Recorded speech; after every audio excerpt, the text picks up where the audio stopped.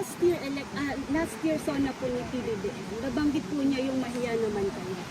And then according to him, ma'am, he's the na nag-expose about sa corruption, especially po sa flood control scheme.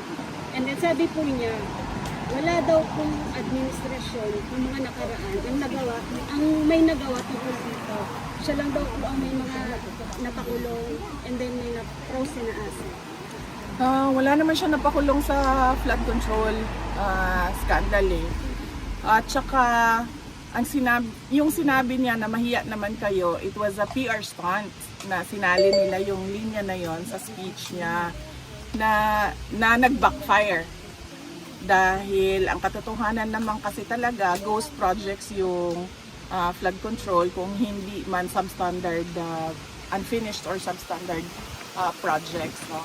So, sinasabi niya na lang yan ngayon na parang ako yung nagsabi ng mahiya naman kayo para mailayo niya yung sarili niya doon sa flood control scandal.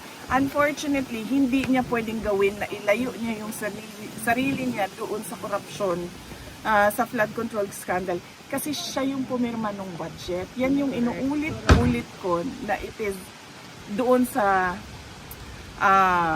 pag-file ng impeachment case sa kanya. Yun yung impeachable offense doon. Nagpumirma ka ng budget na alam mong madaming insertions. Na alam mong yung NEP mo hindi na siya yung lumabas na GAA.